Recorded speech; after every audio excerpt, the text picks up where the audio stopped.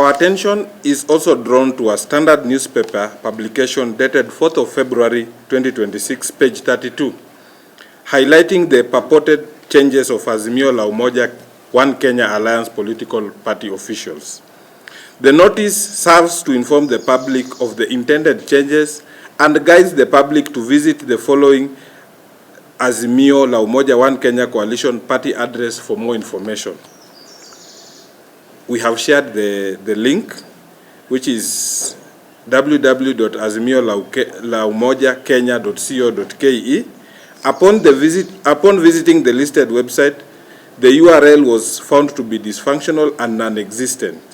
Annexed is the fake page, thus contravening the Political Parties Act Cap 7D that requires publication to be made on a functional website. This misleading information waters down the spirits and rights of public to access accurate information. By dint of this letter, we request the Office of the Registrar of Political Parties to halt processing the changes since the publication contravenes the law. It is the affiliate parties that breathes life into the coalition. That's why we said a coalition is a living organism. A coalition is not a tombstone.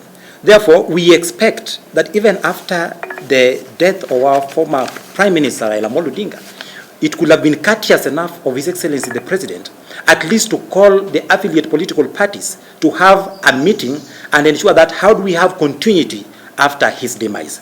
But in this grand scheme of things, you will realize that there are political brokers who hurriedly misled the former president to convene an Azimio meeting and install themselves in the office, and the people who are even being installed in office, some of them are not even with us.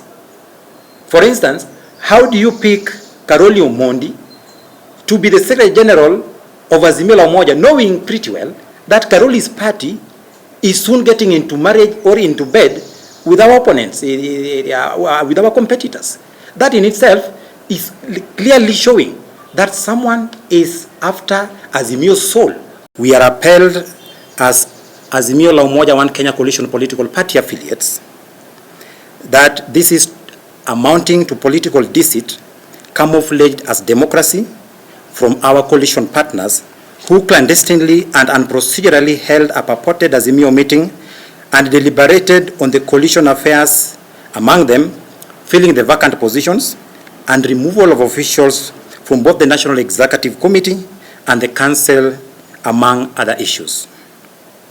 The above actions goes against or contravenes the founding principles of inclusivity, transparency, and accountability that Azimio espouses. To us as National Liberal Party, together with the United Democratic Party and other affiliate political parties, we do register our total dissatisfaction with this political misconduct.